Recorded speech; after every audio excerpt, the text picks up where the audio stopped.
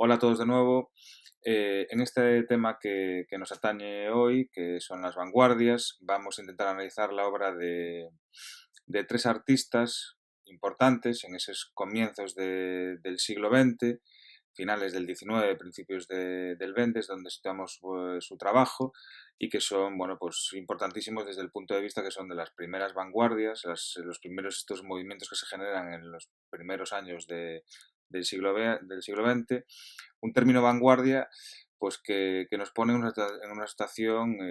casi militar, un término que alude a la lucha, al combate, al situarse un poco por encima o por delante de los demás, mejor dicho. Eh, Dentro del contexto histórico que influye pues en estos momentos de la historia del arte, pues lógicamente podemos hablar de la época de la Primera y Segunda Guerra Mundial, de esa época de entreguerras, del afianzamiento pues probablemente del nazismo, en ese primer tercio o mediados del siglo XX. Todo eso evidentemente influye pues la revolución industrial, la idea de ciudad, el concepto de burguesía de finales del XIX. Todo eso va a influir en el arte, aparte de pues todos los sistemas de inventos y desarrollo tecnológico que está llevando a cabo en esos momentos. Abordando, como os decía, uno de esos artistas principales que lo situamos a finales del XIX, eh, pero que lógicamente va a influir en todo el siglo XX, va a ser Eduard Munch, un pintor noruego que se siente bastante influenciado pues, por la obra de artistas impresionistas y probablemente posimpresionistas. Estamos hablando de la obra de Van Gogh, clara influencia de este movimiento que va a liderar Munch, que va a ser un movimiento determinante en estos primeros años, que va a ser el expresionismo. Munch como tal es un pintor expresionista, como otros que analizaremos seguidamente, que va a ser Kirchner, pero digamos que Munch es importante, al margen de su cuadro más emblemático, que analizaremos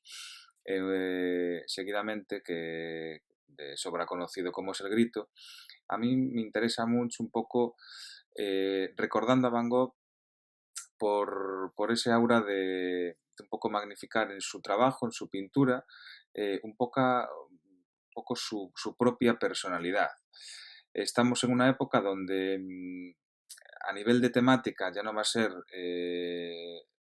pues como era en la época impresionista,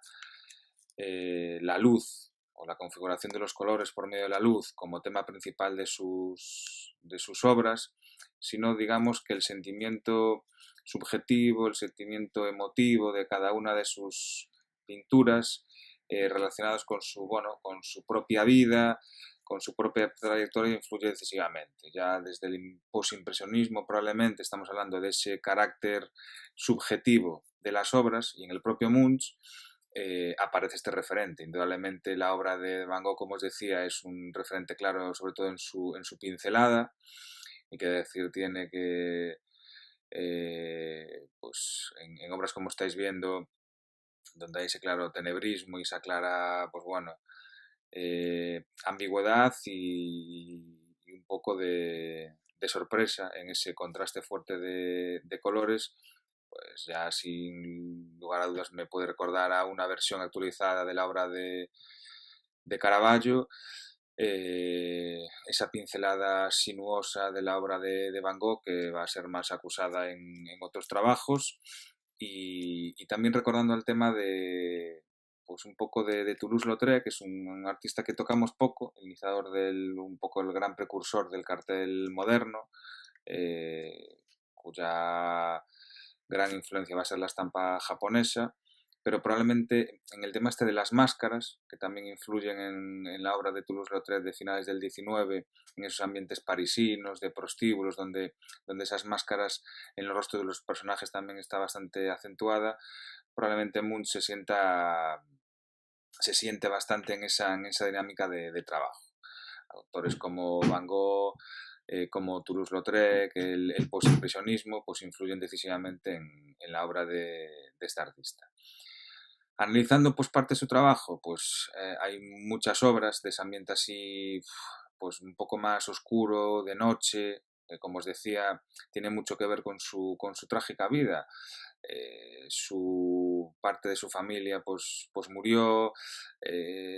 eso influyó decisivamente también en su trabajo, su hermana murió y su madre, creo recordar, de diversas enfermedades. Y en obras, pues a lo mejor para mí, desde mi punto de vista, al margen del grito, como la que veis en la imagen, Madonna, yo creo que esta obra, a mí particularmente, la considero como una obra en esa época, una obra de ruptura. Ya desde el punto de vista, ya no solo religioso, porque sí que evidentemente hay una connotación religiosa. El término Madonna es un término ya desde la Edad Media, un poco relacionado con la cultura religiosa en el sentido de representar pues a la Virgen María. El término Madonna, pues, a nivel de significado, tiene que ver con, bueno, la transcripción literal sería pues señora. Entonces, esas Madonas, yo recuerdo las Madonas que no tienen muchas diferencias, que ahora podremos visualizar con las Madonas del pintor renacentista Rafael Sanzio.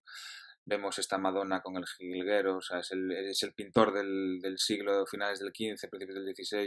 el pintor por excelencia de esta composición, que siempre suele representar a la Virgen María, como ves en el cuadro, la Virgen con el jilguero, con San Juan Bautista y el Niño Jesús. Es una composición típica del Renacimiento italiano, donde se puede vislumbrar ese triángulo a nivel compositivo entre los elementos que configuran la obra, denominado composición clásica, esas influencias del esfumato de Leonardo da Vinci. Es una obra, pues bueno, desde un punto de vista religioso, académico, del Renacimiento pleno. Si comparamos un poquito con la Madonna de Munch, la Madonna de Munch es, al margen de que representa a una chica, eh, donde se le ve el torso descubierto, es una Madonna sensual, es una Madonna donde esa línea sinuosa, influencias de la pincelada de Van Gogh, son evidentes. Es una Madonna donde, si os fijáis, los propios brazos se fusionan con el fondo, que es un fondo incierto. Es una chica como si nosotros como espectadores estuviésemos delante de esa chica, pues a lo mejor postrada en su lecho. Es una Madonna, digamos, contemporánea, es una Madonna un poco con otras connotaciones totalmente diferentes a las Madonnas de Rafael, como os comentaba. Yo creo que esta obra es una obra un poco, que a mí particularmente me sugiere cambio, ruptura, o sea, pues características propias de las vanguardias que estamos analizando. Y después, siguiendo un poco con la obra emblemática de Munch, la archiconocida El Grito. Pues es una obra que es un icono del siglo XX, que en multitud de libros de textos a nivel educativo aparecen, donde todos los niños, incluso en etapas de primaria, conocen esta obra, que aparece repetida en multitud de sitios, como os decía, donde desde mediados del siglo XX, ya terminada la Segunda Guerra Mundial, se convirtió en un icono a nivel mundial, después de ser portada de la revista Time. Un poco relacionando la situación después de una guerra, a nivel mundial, es una situación de desesperación, de grito. Al final se convirtió en ese símbolo de ese ambiente de mediados del siglo XX. Es una obra que realmente formaba parte de una serie de obras en las cuales el propio artista analizaba uno de esos temas un poco que le interesaba a nivel emocional, que es el amor. Realmente la primera vez que se expone este trabajo, está este trabajo lo representa junto con otros cuadros, un poco simbolizando las diferentes etapas que hay del propio amor. En la obra del Grito probablemente esté representada esa parte final de una relación amorosa, cuando hay una ruptura. En esta obra, pues se cree, incluso por propios escritos del artista, que bueno, es un grito que él escuchó cuando estaba en una colina, viendo un fiordo de Noruega. Es un sitio real que existe, escuchó ese grito de la naturaleza. Con lo cual, probablemente, aunque el cuadro es el grito y todo el mundo piensa o intuye o intuimos que el que está gritando es el propio artista, pues realmente es un grito que alude a la naturaleza. Siguiendo con esta obra, a la cual el propio artista alude en escritos, pues es un ambiente de locura, de la locura del artista a la hora de representar esta figura realmente que no parece humana. Después de analizar mucho esta figura, pues muchos historiadores y muchos críticos han llegado a la conclusión, aquí hay controversia, pero probablemente sí que es cierto que Munch pueda relacionar esta figura, pues esté relacionada con una momia peruana que estáis viendo en la imagen, que seguramente Munch tuvo acceso al Museo Etnográfico de París en aquella época a visualizar esta imagen de esta momia que, por el gesto que veis, debió influir notablemente a la representación de la figura del cuadro del Grito. El Grito, al margen de todo lo que se sabe de él, el propio artista también vio que la potencia de esta representación, pues a nivel comercial podría tener bastante auge. Lo intentó explotar y representar en más de una ocasión. Hay 4 o 5 versiones en diferentes técnicas. Digamos, la más conocida está en el Museo Nacional de Oslo.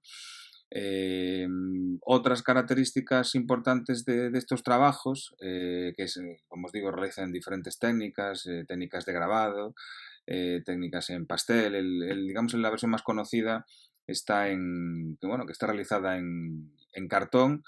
y con la técnica del óleo y pastel. Pues otros aspectos importantes de esta obra, que un poco que magnificó ese aura de un cuadro emblemático dentro de todo el posicionamiento de las vanguardias del siglo XX, probablemente fuera el hecho de que estas versiones han sido robadas en más de una ocasión, con lo cual eso a nivel de publicidad, pues el auge que ha conllevado esto, pues ha sido mayor. Después influyen en muchas causas, incluso contemporáneas, en series de televisión, como es la imagen, la serie Scream, donde la máscara evidentemente tiene unas connotaciones iguales que la figura esta del cuadro de Munch, y por eso, pues bueno, se repite hasta la saciedad. Realmente es una obra donde, bueno, al margen de la figura que grita,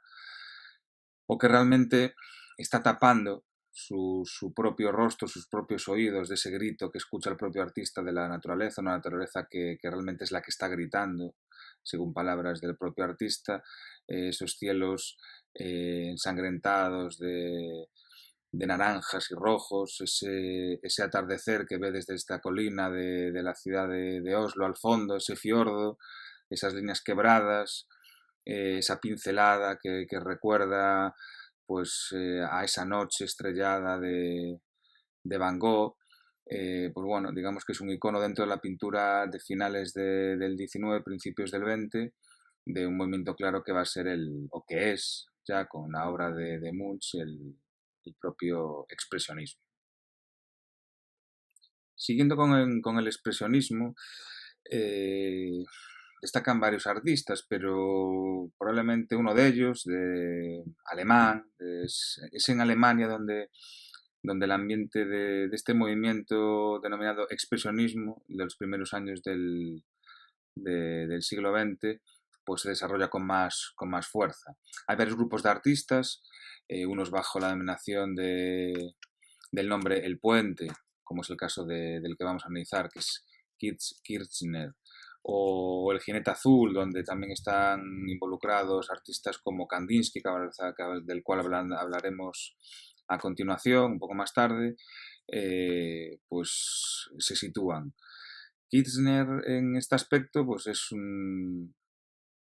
pintor joven con mucha fuerza, con muchas ganas, que navega en esa pintura evidentemente de principios del siglo, que navega en la pintura de Van Gogh, que navega indudablemente en la pintura que está desarrollando en esa época el propio Munch. En el cuadro que estáis viendo, la calle, pues bueno, desarrolla un tipo de pintura antiacadémica, ¿vale? Como en esas pinturas de principios del 20. Es una pintura que representa diferentes personajes, que probablemente los rostros e incluso sus cuerpos bastante inmóviles, si no fuera por esas pinceladas rápidas y enérgicas, un poco se pueden sustituir por figuras geométricas, donde la ausencia total de perspectiva en el fondo de la imagen, donde ese ambiente bullicioso, probablemente es una obra que su connotación nos relacione más con la idea de fugacidad, la idea de ciudad, la idea de modernidad, todos esos aspectos que quieren dejar claro un poco la pintura de Kirchner. Otro trabajo donde sitúa también diferentes personajes característicos en su obra, esas figuras de 4 o 5 mujeres, donde el encuadre también lo podemos un poco relacionar con ese encuadre que se empieza a desarrollar del mundo cinematográfico, de ese movimiento expresionista que no solo afecta a la pintura, sino pues a la literatura, al cine como medio que se empieza a desarrollar, encuadres más cinematográficos relacionados con el cine expresionista alemán de principios del siglo. Aquí en esta obra que veis, el color, las tonalidades neutras, más oscuras, no hay una connotación cromática como en la anterior obra, donde el color tiene bastante más importancia, un poco relacionada con ese nuevo movimiento que se desarrolla a la par, que va a ser el fauvismo, cuyo máximo exponente va a ser Matisse, que analizaremos también. Colores muchas veces complementarios, esos rojos relacionados con esos verdosos, esa misma gama cromática de tonos azules. O sea, ese estudio del color del movimiento impresionista, que ya un poco con el posimpresionismo y con los primeros movimientos de vanguardia, como en el caso del expresionismo, un poco lo llevan a su parte más emotiva y subjetiva, ¿vale? Como aparece en esta obra. También es algo característico ese probablemente alargamiento del canon de las figuras. Yo ahora mismo recuerdo, podemos relacionar un poco la obra de Kirchner, siempre es algo que me gusta hacer, un poco para que veamos la evolución del mundo del arte, es que pues, todos los artistas conocen a obras de otros siglos, de otros movimientos y probablemente desde un punto de vista subjetivo y muchas veces sin darnos cuenta influye, otras veces queriendo. En este caso recuerdo, pues me recuerda la obra de ese alargamiento del canon de las figuras a la obra del Greco, pintor de finales del Renacimiento, manierista, donde una de las características principales es evidentemente ese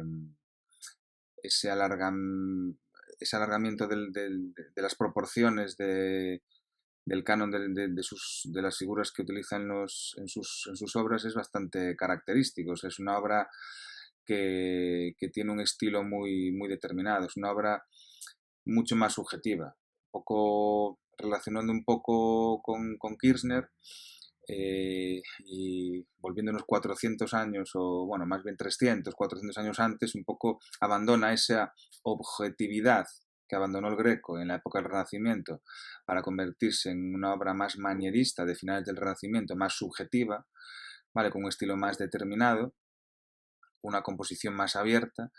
pues es un poco relacionando con lo que hace Kirchner, con lo que hace Munch, cogiendo los postulados de esa ruptura del mundo del arte, del mundo de la pintura, del movimiento impresionista y posimpresionista, y un poco adaptándolos a esa nueva manera de entender la vida en el siglo XX.